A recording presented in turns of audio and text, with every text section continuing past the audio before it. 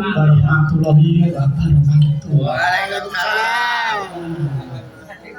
Terus jam 11 sedina jam 1 ngaturaken panuwun dumateng para warga Rancang Sari. Taminipun dumateng panjenenganipun kami pinanggih pakurmatan Rama Joko dewi kula dipun paringi kalodharan nderek radian wonten semanten ugi kanca-kanca utaminipun kanca Rancang Sari ingkang sinarang ngaturaken panuwun dumateng kanca-kanca utawi sedherek kula ingkang saking Surakarta ing Malabar Solo Raya kula ngaturaken panuwun. kados mekaten menika Petruk ajaran ora tau mayang. Mula nggih mung gaduk-gaduk tuna kasare ya mung timbangane ngrungokke tirik kerah. Nyuwun pangapunten nggih. Sangat-sangat nyuwun. Lah tujune kula niku ora nggawa apa-apa tegese titel ya ora kabeh ora bergerak di bidang kesenian. Dene aku misale niku wah Mungkin ana sakane kita nggih rada riko ya tujune kula iki iso ora walaupun ning kula ora beban iki misale kula niku ora apik ora SN. Wong jare mung gojek mawon. Petes manis opor sapu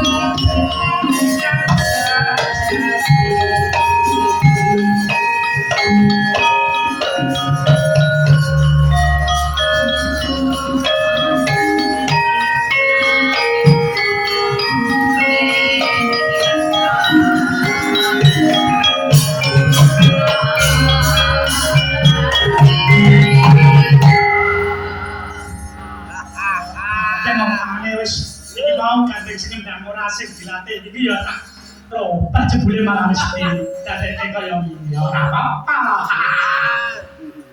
Tua pinci ning ngarep mingat alek kentek. Alek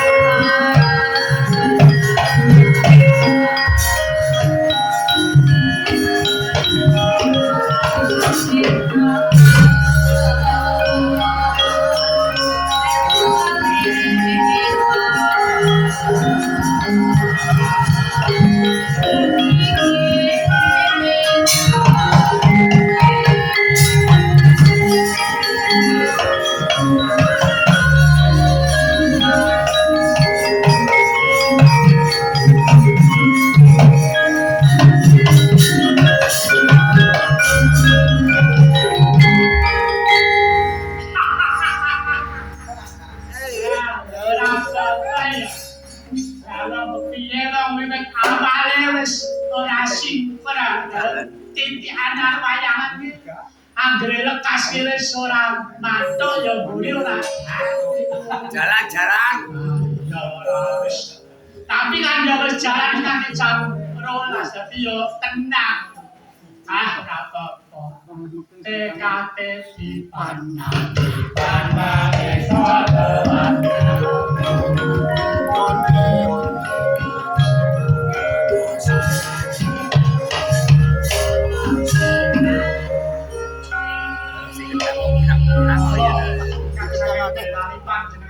Murni aku kenal.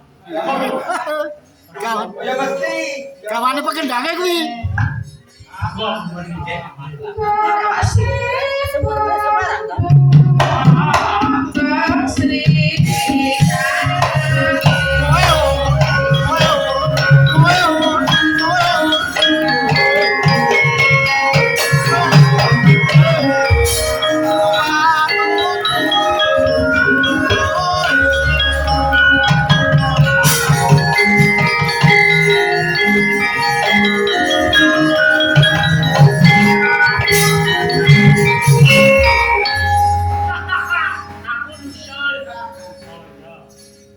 Kang Gareng lan kowe Bagong apa lengkap. Apa kan? Ya iki bacutke mau sore ya. Oh iya. Iki kanggo memperingati Hari Ambal Warsa. Yayasan Jawa Nusantara kan kaping 14. Ya, kejaba iku iki kan nepasi dina utawa wulan Asyura. Ya yen ngono akeh banget ya. Iya. Iki ora surah ning ngepasi bae pancen panjenengane Rama Joko kuwi mung nganake acara tanggap warsa panjenengane lan ambal warsane delalah iki ngepasi ing wulan Sura. Hubungannya apa antarane ambal warsa karo wulan Sura? Nah iki ya memperingati mergo mengkene kan dene wulan Sura mau wulan agung. Ing tanggal 10 kuwi ana pirang-pirang peristiwa kang diperingati karo kanca utawa umat Islam sak donya. Wah, apa wae? Apa wae Kang? Ya wis pisan tanggal 10 Sura kuwi Nabi Musa lan pengite slamet saka kejaran Raja Fir'aun. Kuwi kan angka pisan. Dene kang kaping pindho berlabuhnya Bahtera Nabi Nuh. Oh no, wah jaman laladan. Ya donya iki keterak banjir bandang. Nah terus sing kaping 3 ya kuwi peristiwa Nabi Ibrahim selamat saka kobaran api dening Raja Namrud. Oh no.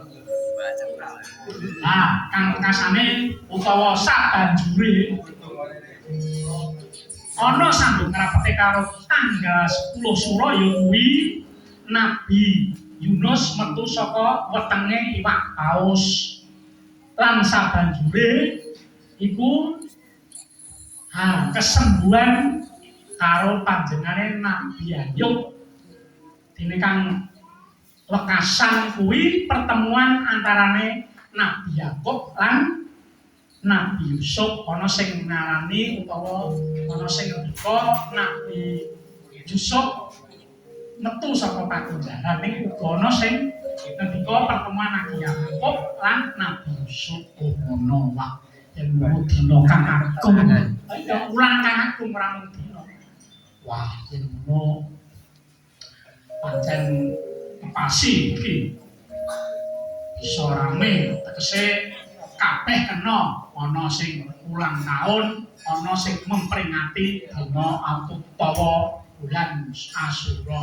Ya kan nek ing Jawa kuwi jenenge bulan Sura. Sura kuwi wani.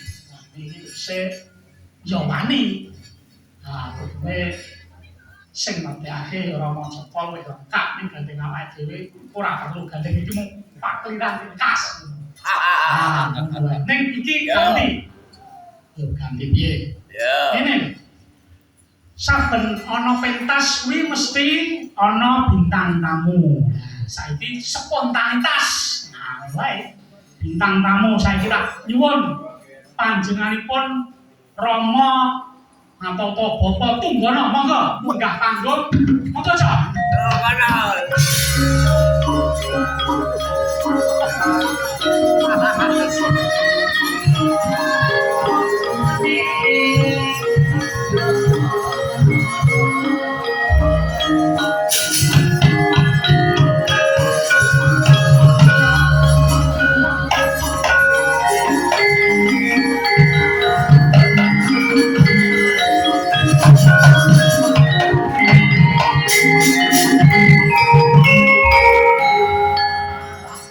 Sugeng lalu Bapak Tunggono. Nggih. Wah, nanti mikir sing ngeten batune niku batune kleru batu rak ya. Kula ramoni. Sugeng dalu Mas Gareng. Badhe matur Rama Tunggono, Bapak Tamuno. Pripun Mas Gareng? Oke, kados pundi anggen panjenengan nindakaken dharma. Nah niki bab anggen panjenengan rakit niki bab rakit nata wayang, nata geber, nata samekawis gamelan wonten mriki badhe persiapan menika kados pundi? Napa sayogyanipun menika nggih tetep mung sewengi napa telung bengi? Wah, napa beres ya? Sing tenagane ya Mas Madiono, Pak Supardi keduanya. Nah, kula ya ngacung-ngacung tangan Mas Gareng. Ngacung iki kok gawe-gawe kok kenthok. Matur bodho loso. Nah, Niki ya rong dina Mas Gareng le napa niku persiapan ngetok bedok terus ngotong-ngotong munggah panggung ngene iki. Soale Niku ya kok mati kae. Ganti. ganti sing ngeten boten batu nggih batu rek Mas. Ganti batu. Dadi Sampeyan batu batang apa batu napa? Sing iso muni nggih. Dadi le kerja niku tinggal dina niku. Mengke tesane si dolomel sesuk lho Pak. Kenapa sekarang? Terus pundi? Sesuk saya kerja meneh dadi petang dina. Upamane nek bayaran lho ya kena untuk. Wah, lah nggih lah niki jenenge wong sepi ing rame, sepi pamrih rame ing gawe panjenenganipun. Wah, kula pitados kalian kanca-kanca Rancak Sari, utaminipun dumateng panjenenganipun Bapak Tunggono, Om Mardiono, Om Pardi kalih Bapak Tarso. Wah, kula pun wis angkat tangan. Aku anggere niki guru pamer sikil lara. Tapi lah wong lara sikil yo ora mari-mari pancen malah kula nggih dagangan. Nek sebetulnya jenenganku dompete ora suwek teman-teman saya. Arep wong padha-padha purna bakti kok. Bro. Ah nggih padha-padha purna bakti. Nggih pancen nuwun sewu dumateng perkadanan seniman. Saya mengikuti anu dereng Rancak Sari niku pun dahulu. Estu niku tahun 2007 Pak. Nek masalah duit ora tau entuk kula. Ning nek seneng batin ati ulah pun kula karungi pirang-pirang. Estu niku. Nek duit kula tombo malah. Nggih. Tombo tak gumangan dhewe tapi Pak. Yo lah, ora kenal. Ngeten nggih. Rama Tunggono nek jenenge rezeki niku sampean parang ing pundi-pundi mangke tatanduk badhe pikantuk ampun sampean. Sing penting dharma ngeten lho. Oh, Rama. Nggih, matur nuwun Mas Bagong katanya sampeyan iki lipat kok Mas Bagong iki. Jujur Mas Bagong iki jan. Men kadang iso dislewarke Bagong jare elek, iki jujur Bagong iki. Sing elek iki nggen napa niki nek didol 200.000 men langsung blas payu kok elek. Iki saya kabeh wayang niki saya kabeh sing elek iki carane. Nek dalan iku sae bagus. Oh yo istilah ini yo piyayi lha kadang iku mesti elek iki yo ono lakone wayang lho. Lakone dalange. Wah, luwih ngeten pancen saben wong iki gadah lakon dhewe-dhewe aku iki. Nggih ngoten. Nggih, wong iki duwe lakon sing kudu dilakoni ora iso diwakilke. Lakone Bagong iki ya kudu ngono. Nek lakone Petruk ya kudu ngene kuwi ora iso diwakilke. Nggih. Lakone wong urip pancen kudu dilakoni. Nggih. Lah iya lah aku takoni sapa-sapa tak lakoni. Oh, lah kuwi wong edan. Nggih. Pancen wonten tetembungan wong do ngendika kok dalang kok ora lakon ngoten niku wonten nggih. Wong niku dalang lakone dhewe ora rampung-rampung. Ah nggih, kula niku dalang ora lakon, kula iku kurang apa-apa. Nggih. Lan iki wonten sindene pirang-pirang wonten 13 wonten ayu-ayu sisan. Daras asale sedaya sami sepi ing pamrih rame gawe lan. Asale 13. Paryati, Bu Maryati, Ibu Murni ya. Ajeng kula niku sebabe nggih Murni, ning Murniati. Nggih, nggih. Nggih. Niki pun ketabran karo nggih. Alah, paling nggih pun manak ping pinten. SMP. Nggih, nuwun sewu nek sampeyan disebutaken bintang tamu kuwi maksudnya piye? Wong kula bedak dina klesa teng mriki lho. Nggih. Sami mengke kula kancani. Ngono kula kancani. Monggo nyuwun napa panjenengan badhe ngaturaken amaringi napa panglipun menapa saged panjenengan disengkuyung kalih sedaya kanca-kanca Racak Sari monggo Rama Tunggana. Wah, nek sesideman iki terus kanggo bawa apa kuwi? Semenjak sejak karaoke dalam sing budi iki mari. Sesideman kae rencane. Wah, yes.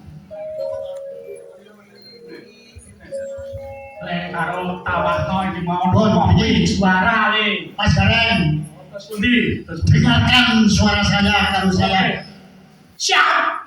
Ngeten. oh, wes punten udah mawon santai. Nek kalian santai. Santai om. Hidup itu adalah permainan dan wiwitane. Wah, suarane apik men lho. Wah, ya. Kandang sang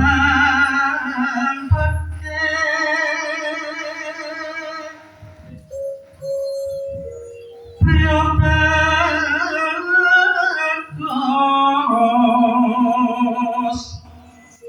kang olah budaya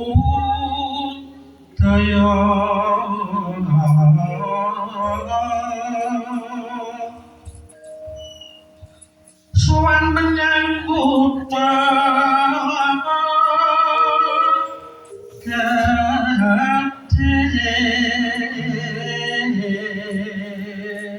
pancen pemanjen wis modal suarane sae.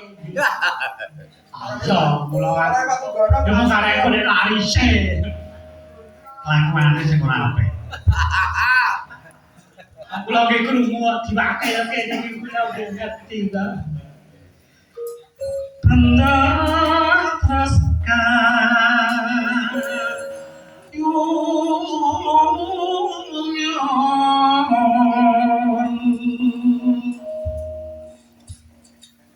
selendang kuning kan saking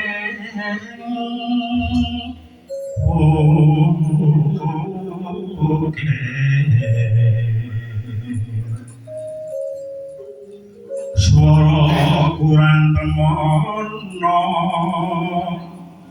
ning wasesa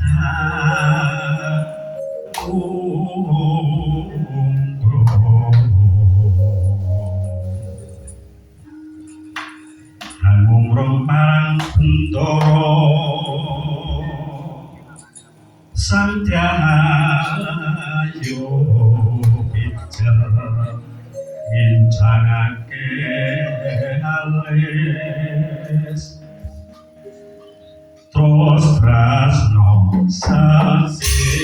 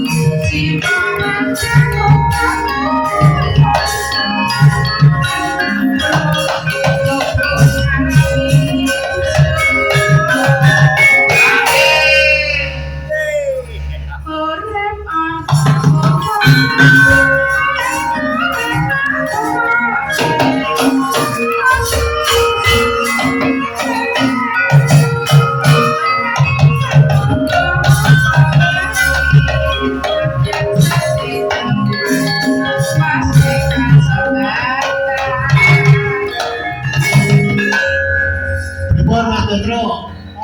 Bawa kula enak ora bawa kula. Wong sae pol.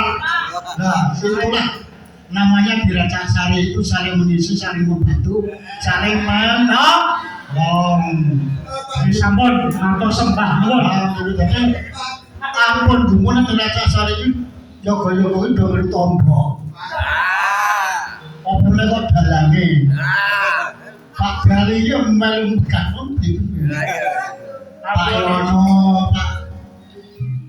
Padi, Mbah Padi, Pak Supadi. Angge ngoten niku saya bantu. Ra ketemu yo ngungsung-ngungsung. Ya ana suwe nomone dompete barang ya ngoten. Itulah Racasari terus Racasari itu iso kumpul ini yo rasa ora mentul ngoten niku. Nggih, iso kumpul ora mentul dadi ampun terus Racasari untuk kaya mboten seneng. Dados teng Racasari malih Rama berani wis buka monggo Gusti. Menapa kangge latihan peningkatan ben pinter wonten niku syukur do laris. Pak Harto niku nggih dadi Racasari niku. Niku kae kraeng ngene dadi ketoprak dhewe. Wis apal. Nggih, dadi ya Ora dibayarane. ini ya kayak tahun bae ya nggih. Nggih, matur nuwun. Inilah Racasari monggo nyuwun pangapunten dumateng para kadang seniman nggih sing mlebu Racasari ampun kapok-kapok. Nek dijaluk tombo. Ngoten nggih. Matur nuwun. Nggih. Monggo dinten iki wau Pak Diono iki kok arep lunga bojone iki to ora iso ngeterke. Ora sakit. Ngoten niku. Jadi kerjasama yang baik. Kerjasama yang baik. Mana sing lucu sing bunyi kok. Ngoten niku ya Pak Petro, Mas Gareng, Mas Bagong. Lha tak medhol kesuwen udah melakukan cangkire gitu. Matur nuwun. Ndak tak.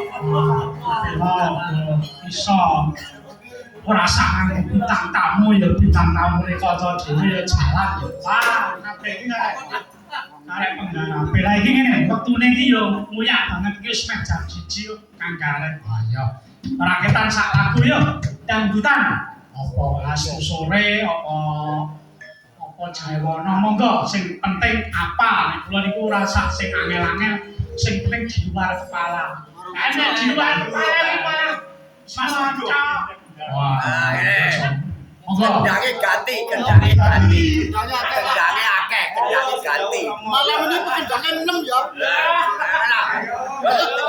Mas. Monggo. Monggo. Sing gampang mawon nggih. Ini dan cakilan menawa iki anu ajeng ngetokke juara cakil nasional. Saestu. Monggo. Kembang rawi pamundhut saking Paman Diono. Monggo.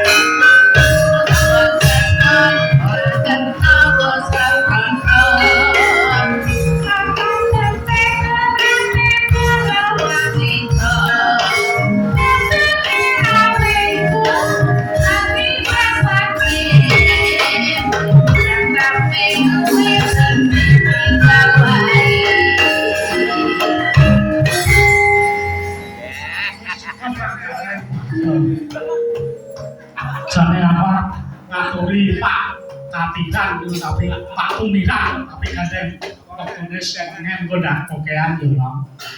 Ayo. Ayo iki arep nonton Cakilan jare pernah juara Cakilan nasional. Apa iya? Apa arti pentasnya nek oh Cakilane didelok ning apik ya berarti beliau memang bener. Ayo nonton enggak? Ayo.